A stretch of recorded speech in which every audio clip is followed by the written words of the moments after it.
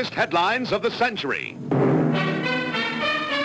Dateline, Dayton, Tennessee, July 11th, 1925. In a moment, the story.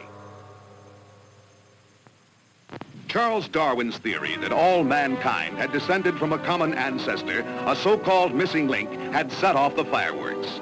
John T. Scopes, a Dayton biology teacher, had decided to test a new Tennessee law that forbade the teaching of any theory that denied the divine creation of man. He deliberately read Darwin's theory of evolution to his high school class, complete with drawings and all details. And just as deliberately, he was arrested and indicted. Then the whole nation jumped in with both feet. The great commoner, William Jennings Bryan, let out a roar like a wounded bull elephant. From his semi-retirement in Florida, he screamed to the country that he would assist the Attorney General in the prosecution of the heretic Scopes. Having flung down the gauntlet, Bryan smiled for the newsreels and sat down to prepare his brief. But Scopes was not to face the lions without help of his own. Two famous attorneys of the day, Dudley Field Malone and Clarence Darrow, accepted Bryan's challenge and hastened to Dayton to lock horns with the silver-tongued orator.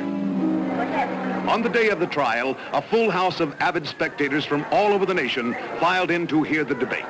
The issue was no longer the innocence or guilt of Scopes, but rather the final death struggle between two basic human philosophies, fundamentalism versus modernism.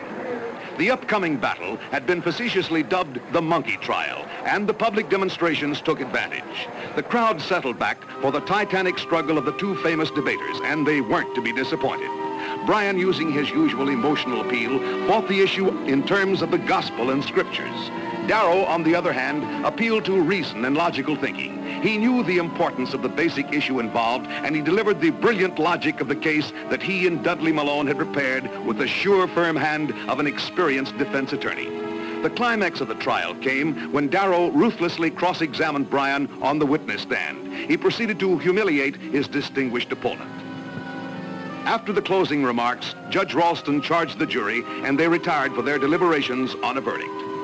On the day of the announced decision, the two opposing sides waited calmly in the courtroom. The jury foreman, Captain Jack Thompson, delivered the verdict of guilty as charged.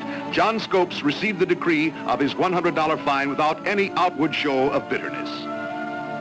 2 years later, the decision was to be reversed in the Appellate Court of Appeals. William Jennings Bryan died 5 days after the end of the famous trial. Although victorious in the courtroom, he and the fundamentalist cause had been destroyed. The encounter in Dayton, Tennessee, had solved the basic struggle of thinking and education in the modern-day world.